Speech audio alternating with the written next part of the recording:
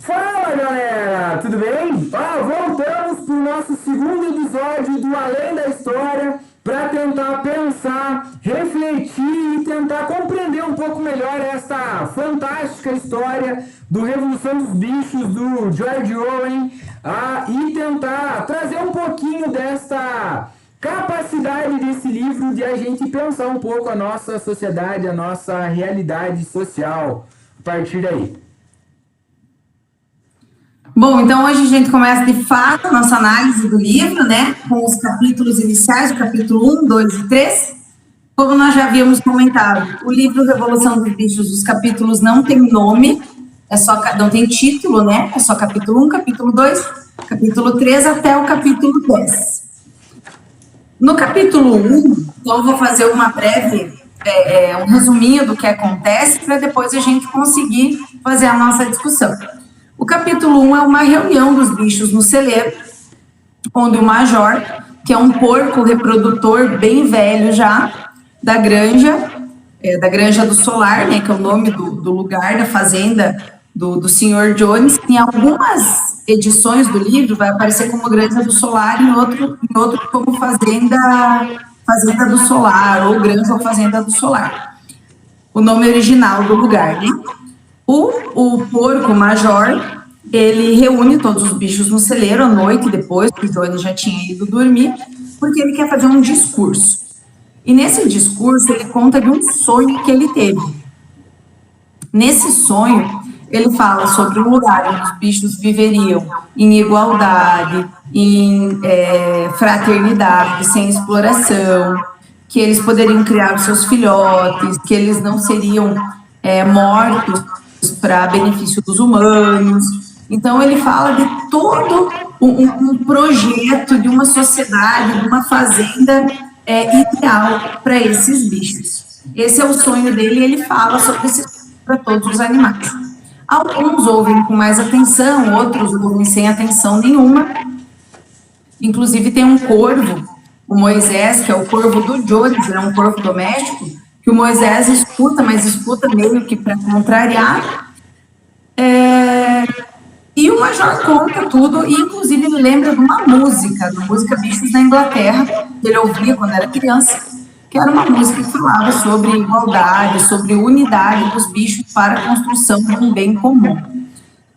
Essa reunião aí rola até a hora que o Jones acorda, e ouvindo barulho, né, balidos e mugidos, enfim, e latidos de animais, ele dá 2 tiros da janela do quarto dele e a reunião se dispersa. Mas a ideia fica lá na cabeça dos animais por um bom tempo de como seria essa fazenda ideal, esse lugar ideal para que eles pudessem viver a partir do sonho do Major.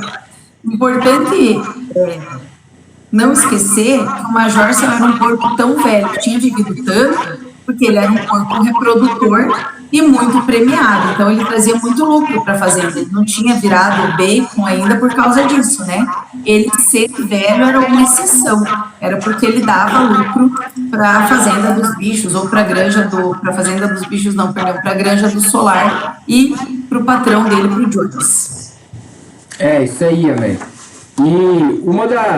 E lendo esse primeiro capítulo da história, né, ele faz uma referência muito grande, né, como a gente comentou no primeiro vídeo, falando sobre o livro. O Owen, ele é um entusiasta, né, principalmente destas grandes transformações sociais, dessas ideias, né, em especial do socialismo, e ele é um cara bastante frustrado, né, com tudo aquilo que ele viu acontecer ou não viu acontecer, né, porque eles criaram uma expectativa tão grande com essas mudanças, com essa perspectiva de mudança social que se materializa em especial na União Soviética a partir de 1917.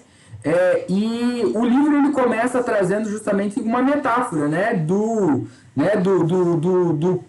desse grande major com aquelas ideias com as premissas básicas, né, de uma mudança social, né, e aí acho que a gente pelo menos me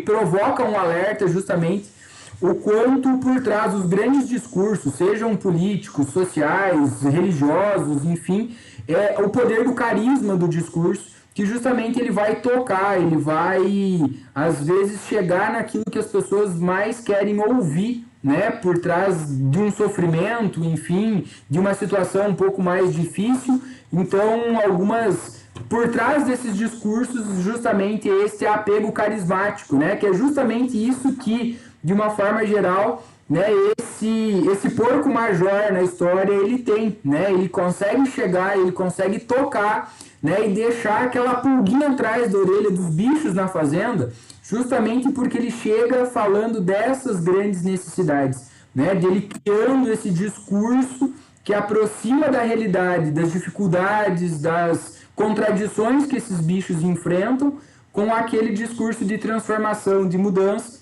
que é justamente o que cativa os bichos nesse primeiro momento, né? Aonde começa a se construir justamente a história da transformação que a gente vai ver acontecer aí na Fazenda dos Bichos. Exato, tanto que um pedaço do discurso do Major, nessa edição aqui na página 12, fala o seguinte: então, camaradas, qual é a natureza dessa nossa vida? Enfrentamos a realidade. Nossa vida é miserável, trabalhosa e curta. Nascemos, recebemos o mínimo alimento necessário para continuar respirando, e os que podem trabalhar são exigidos até a última parcela de suas forças. No instante em que nossa utilidade acaba, trucidam-nos com hedionda crueldade. Nenhum animal na Inglaterra sabe o que é felicidade ou lazer após completar um ano de vida. Nenhum animal na Inglaterra é livre. A vida do animal é feita de miséria e escravidão. Essa é a verdade nua e crua. Será isso apenas a ordem natural das coisas? Será esta nossa terra tão pobre que não ofereça condições de vida decente aos seus habitantes? Não, camaradas, 1000 vezes não. O solo da Inglaterra é fértil, o clima é bom, ela pode dar alimento em abundância a um número de animais muitíssimo maior do que o existente. Só esta nossa fazenda comportaria uma dúzia de cavalos, umas 20 vacas, centenas de ovelhas, vivendo todos num conforto e com uma dignidade que agora estão além de nossa imaginação. Por que, então, permanecemos nessa miséria?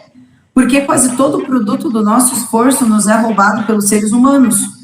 Eis aí, camaradas, a resposta a todos os nossos problemas. Resume-se a uma só palavra: o homem. Esse é um pedacinho do discurso. Qualquer semelhança com a realidade não é mera coincidência. E uma coisa que me chama muita atenção também nesse primeiro capítulo é justamente como os discursos eles criam, de certa forma, bodes expiatórios. Né? De bodes expiatórios no sentido de você criar e você julgar ou jogar todo o problema para a eliminação de um simples ponto. Né? Então, lá na fazenda era o homem. Então, se você eliminar o homem, literalmente, você resolve os problemas, você traz a felicidade, você traz a igualdade, você acaba com a exploração, né? Você literalmente traz aquele conforto para a vida dos bichos, literalmente, se você eliminar este ponto, né? Este homem, enfim, né? Você tem um bode expiatório no discurso, né? E aí a gente volta, talvez, o que seja mais complexo de a gente trazer isso para a nossa realidade é você conseguir entender, por meio, das vezes, desses discursos, justamente essa construção do bode expiatório.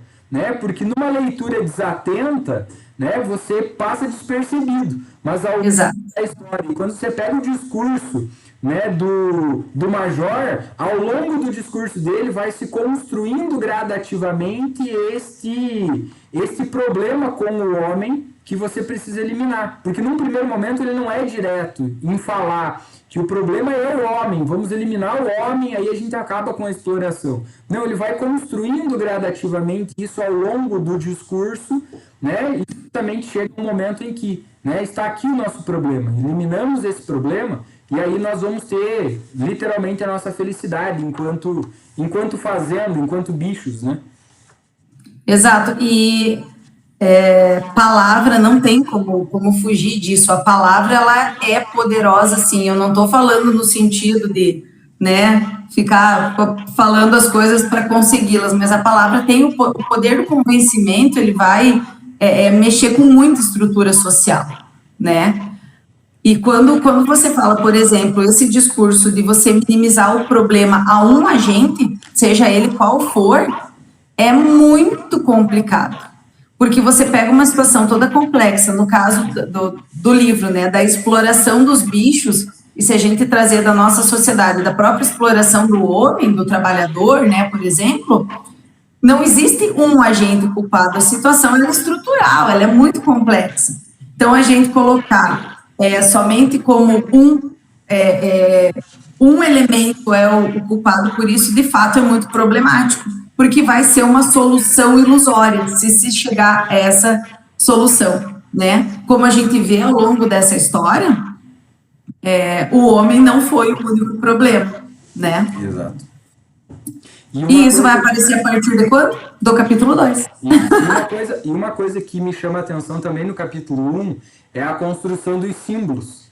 Né? Aqui no capítulo 1 já começa a construção dos símbolos. Né? Num primeiro momento, o hino, né, que vai aparecer durante toda a história e que vai ser justamente essa ideia de unidade, né, de você criar símbolos nacionais, vamos dizer assim, ali para os bichos, que é justamente aquilo que cria a noção de unidade entre eles, né, de você unir forças em prol de algo em comum nesse aspecto, né, que também, né, qualquer semelhança com a nossa realidade não é coincidência, né, também nós temos de uma forma geral, às vezes por meio desses discursos, a intencionalidade de criar esses símbolos, né, esses elementos, né, justamente porque se você tem um elemento que liga as pessoas, você começa a construir uma certa unidade, você começa a forjar um certo nacionalismo, né? E muitas vezes isso é muito perigoso, né? Enquanto sociedade, enquanto política, enfim, nesse sentido. Tá? E uma coisa que eu acho que não dá para passar no primeiro capítulo é o conceito de que todos os animais são iguais. Né? Todos os animais são iguais, né? Como ele defende ali no seu discurso no primeiro capítulo, que a gente vai ver que também vai sofrer uma mudança aí ao longo do tempo. Exatamente, esses discursos, esses bordões, o hino, a bandeira, tudo é muito emblemático nessa obra e vale a pena prestar atenção aí ao longo das nossas discussões entre os 10 capítulos. Já no capítulo 2, quais são as ações mais importantes desse capítulo 2 para situar o pessoal? O Major vai morrer no capítulo 2, ele já é velho e ele faz esse discurso porque ele diz que ele precisa passar isso adiante porque ele sente que vai morrer. O Major morre dormindo tranquilamente, e isso é bem detalhado no livro. Então, ele morre como se ele tivesse cumprido a sua missão ao falar do sonho dele para os bichos. Depois que ele fala, ele morreu tranquilamente. Um adendo que, para quem só assistiu aos filmes, nos filmes a morte do Major não é dessa maneira, né? Então, sempre ficar atento a essas diferenças. O Major morre durante o sono e os bichos começam numa preparação ali para, quem sabe, um movimento, né, de organização para tentar atingir esse sonho do Major. Ainda com muitos bichos indo contra, alguns bastante empenhados em fazer o sonho do Major virar realidade, outros duvidando, mas assim, tipo, para onde a banda for eu vou, e outros totalmente contrários. Mas o que acontece? Num dia, o Jones bebia muito, né? Um dia o Jones bebe o dia inteiro, não dá comida para os animais, não ordenha as vacas, ele simplesmente abandona os animais à própria sorte. E quando chega o final do dia, os animais estão furiosos, não pela exploração que eles sofrem no dia a dia, mas por aquele fato específico, por aquele dia que eles ficaram sem comer. E eles acabam que, de maneira não tão organizada assim, eles deflagram a revolução, né? Eles arrebentam a porta do celeiro, entram, se alimentam, e eles percebem que eles têm o poder de tomar a fazenda. Quando o Johnny chega com a arma e tudo mais e tenta impedi-los, eles mordem o Jones, os cachorros mordem, as ovelhas, os bodes cabeceiam ele até que ele sai fugindo da fazenda. Então, nesse momento, os bichos percebem que eles tomaram o poder, que a fazenda é deles. Só que logo que eles percebem isso, a primeira reação deles é não saber o que fazer. Eles ficam contemplativos. porque eles estavam numa organização muito lenta, ainda não existia um plano certo, digamos assim. Enfim, eles começam a se organizar. Uma das primeiras medidas é mudar o nome. Olha a importância dos símbolos, né? De mudar de Granja do Solar para Granja dos Bichos, ou Fazenda dos Bichos, dependendo da edição do livro, vai ter um nome diferente. E lá na página 25, eles escrevem, porque os porcos sabiam escrever, eles escrevem na parede do celeiro onde todos possam ver os mandamentos. São 7 mandamentos. 7 é um número místico até aqui. Primeiro mandamento: qualquer coisa que ande sobre 2 pernas é inimigo. Daí as galinhas, né, e os pássaros, as aves, eles falaram que não dava. Daí veio o segundo mandamento: o que andar sobre 4 pernas ou tiver asas é amigo. Daí incluiu as galinhas, elas ficaram mais tranquilas. Nenhum animal usará roupas. Quarto mandamento: nenhum animal dormirá em cama. Quinto mandamento: nenhum animal beberá álcool. Sexto mandamento: nenhum animal matará outro animal. E o último mandamento, e o mais importante, o mais emblemático, 7º mandamento: todos os animais são iguais. Aí também se cria o slogan da Fazenda dos Bichos, poderíamos dizer assim, que é o 4 patas bom, 2 pernas full. Né? Isso é repetido longamente, várias vezes ao longo da obra. No início tem muito significado esse slogan, né? Depois acaba tendo alguns probleminhas com esse slogan aí também. E por último, acaba o segundo capítulo com um mistério: o leite desapareceu.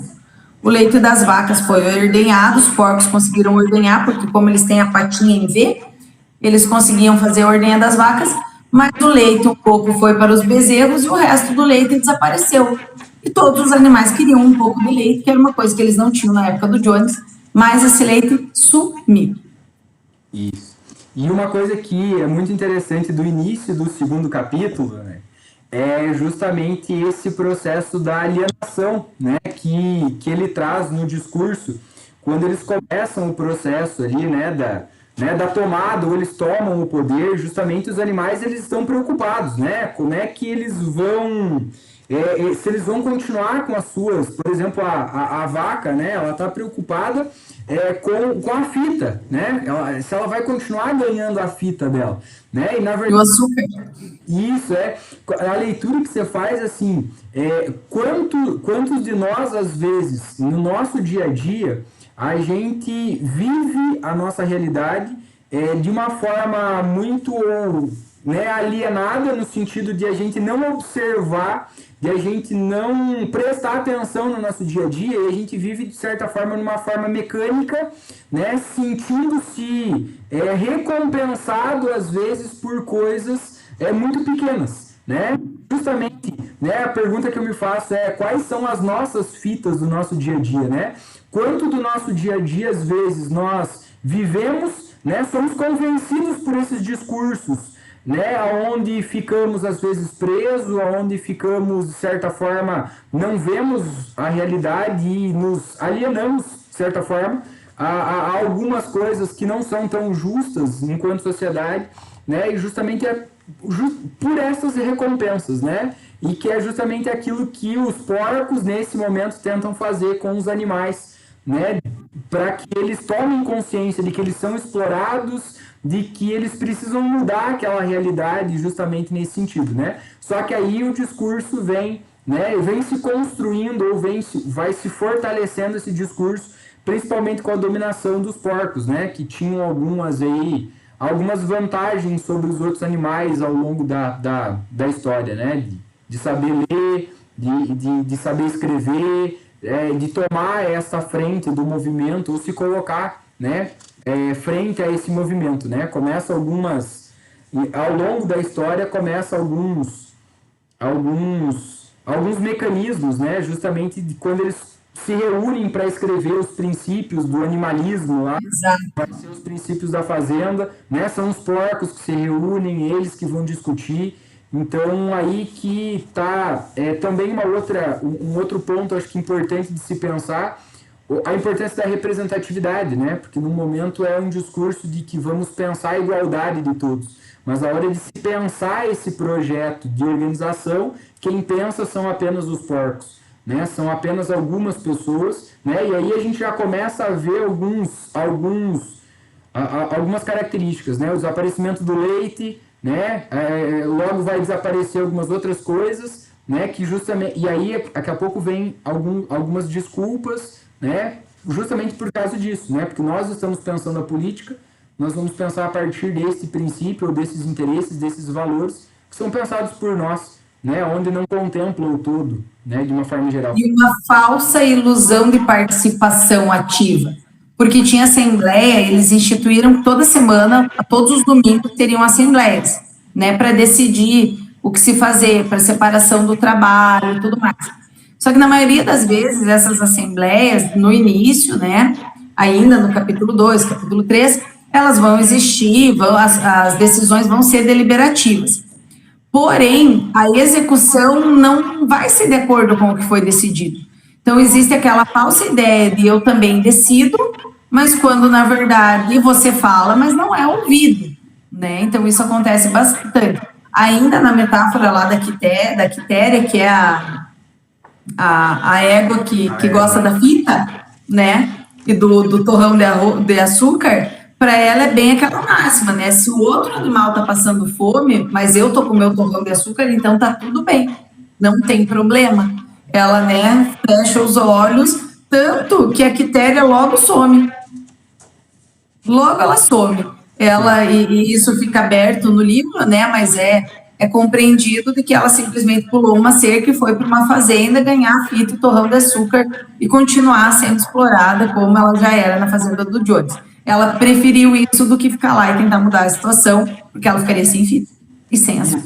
E uma coisa interessante também, que ao longo da história, da tomada do poder, né, lá na página 22, né, os animais eles vão, né, em pouco tempo os bichos destruíram tudo que lhes recordava Jones, né? Então vamos apagar essa história e vamos construir uma história nova, né?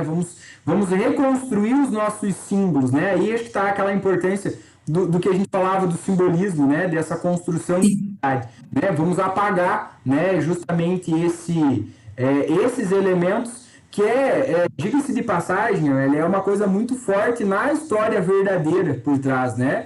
Quando você tem a história da União Soviética, em muitos momentos, justamente, eles fazem isso, né? Eles usam muito desse processo de você apagar elementos da história mesmo deles, justamente para você não lembrar de nomes, não lembrar de feitos de alguns, né, ou de alguns acontecimentos, justamente para você reconstruir, né, uma história. E aí acho que eu volto a usar a mesma frase, né? Qualquer semelhança com a realidade não é mera coincidência, né? Se a gente parar para fazer uma análise profunda da nossa realidade, muitos dos nossos problemas, de nossas questões enquanto sociedade brasileira, nós também fizemos o mesmo processo, né? Ao invés de tratar as questões, nós escondemos as questões e trouxemos elementos novos, né, como uma forma de disfarce, de construção desses discursos, né? Claro, exatamente. Bom, enfim, seguindo. No capítulo 3, então os animais já estavam organizados e eles estavam trabalhando unidos, cada um colaborando da maneira como conseguia, né? Os cavalos com força, alguns trabalhando mais na parte logística da coisa, os passarinhos que fossem de pedacinho por pedacinho de feno que eles conseguissem catar, eles estavam trabalhando, e isso estava, parecia que estava andando tudo muito bem, conforme lá o sonho do Major, que tinha ficado estabelecido nos mandamentos e no dia da Revolução. Só que o que aconteceu? Também sumiram algumas maçãs, começaram a sumir algumas maçãs. No final das contas, se instituiu que, então, descobriu-se onde estava indo parar o leite, que era para os porcos, né? E as maçãs também. Então, as maçãs que caíssem no chão iam para os porcos. Por quê? Porque como eles eram os mais inteligentes, e isso não foi decidido por ninguém, foi decidido por eles mesmos, como eles eram os mais inteligentes, como eles eram a parte pensante da granja, eles deviam se alimentar melhor. Então, eles recebiam a ração, que era igual para todos os animais, guardadas as devidas proporções de tamanho, né, tudo mais. E, além disso, eles recebiam leite e maçãs, porque eles precisavam estar bem alimentados para poder pensar pelo bem da granja. É por vossa causa que bebemos o leite e comemos as maçãs, né? Como diria, Exato. né, os porcos na justificativa para os outros bichos, né? Quando questionados do sumiço desses produtos, né? Então, estamos fazendo não porque gostamos do leite ou gostamos das maçãs. Fazemos porque precisamos de saúde, precisamos desses alimentos que nos ajudam a pensar e planejar, né, a granja, enfim, né? Então, também é algo também que requer aí também ou abre um espaço por uma grande discussão, uma grande reflexão, né, enquanto sociedade, justamente, e aonde que vai se perdendo aqueles grandes discursos, né? Justamente aí a importância também, talvez a gente traga aquilo que a gente falou agora há pouco, que é a falta de representatividade política, né? Porque os porcos continuaram fazendo as assembleias, discutindo e pensando a granja a partir dos seus interesses, né? Então, o que vai ser natural, talvez num primeiro momento não, mas de uma forma bem gradativa, né? Eles vão fazendo as coisas a partir dos seus interesses. Aquilo que os beneficia, vão tirando vantagens, vão criando para eles uma vida muito mais confortável do que para os outros bichos, né? Nesse sentido. Uma coisa também que é muito interessante é que nessa parte da história, eles constroem a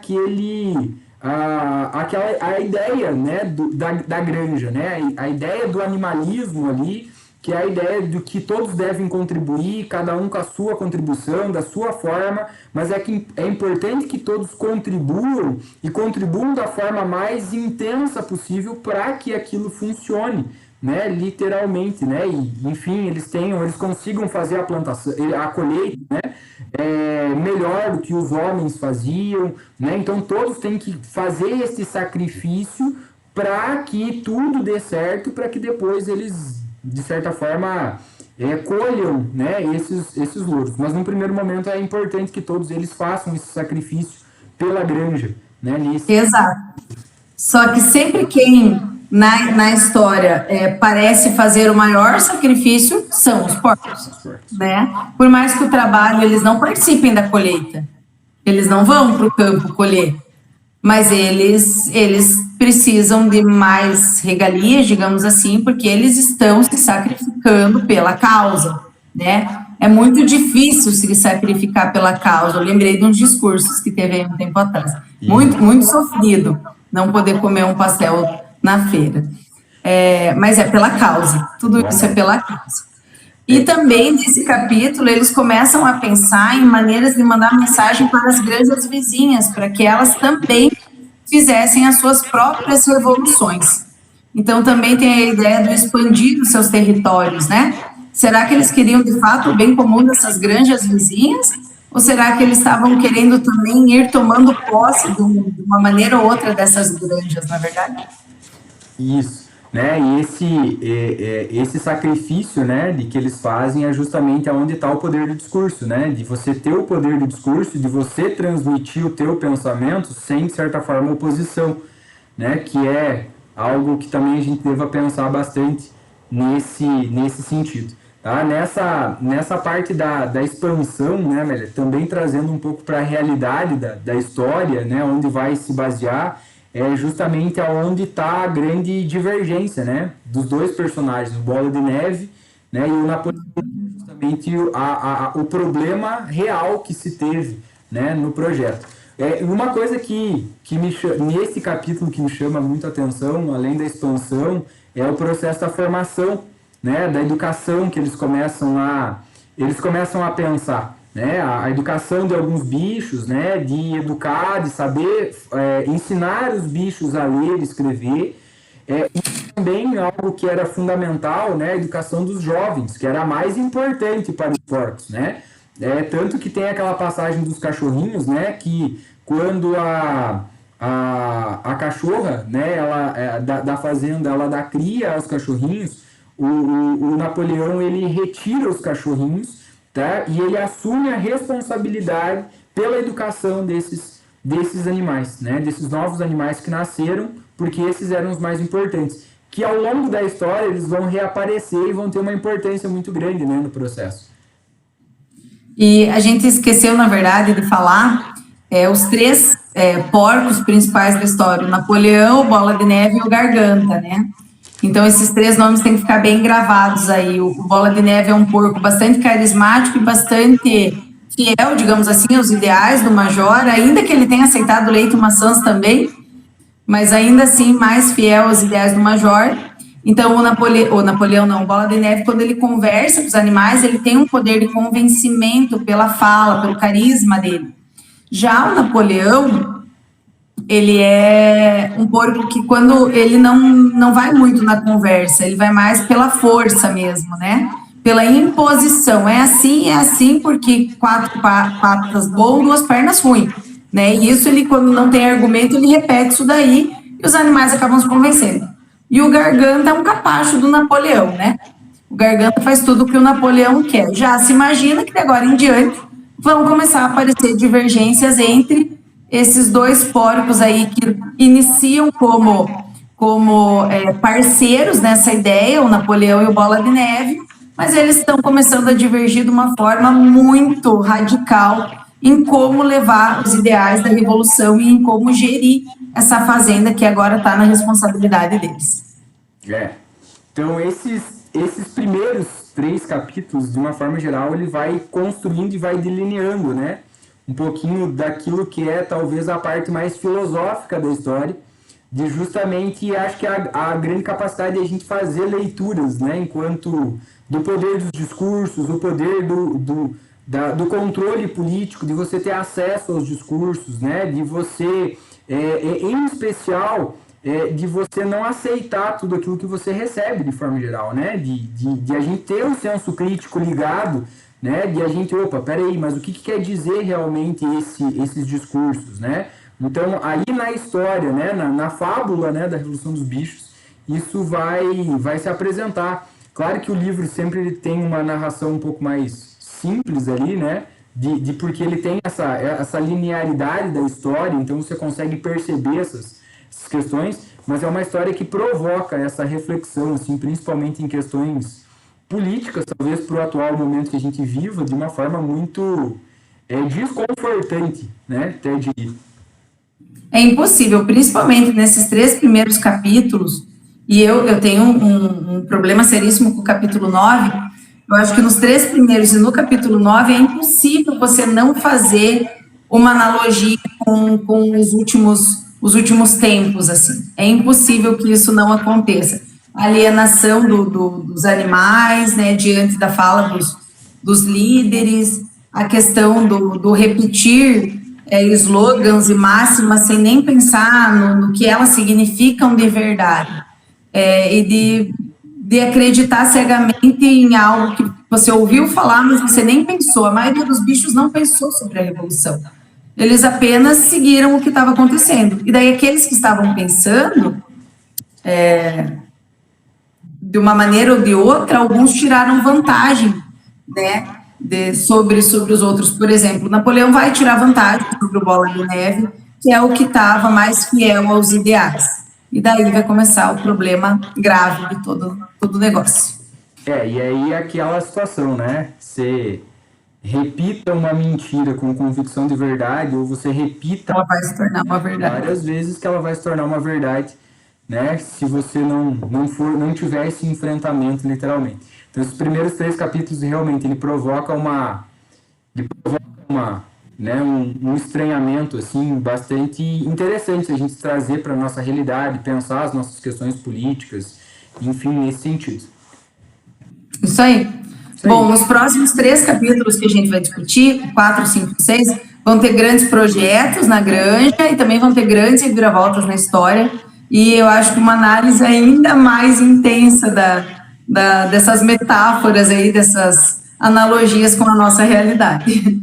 Isso aí. Então, esperamos você próxima semana pro Além da História. Até a próxima. Até mais. Tchau, tchau.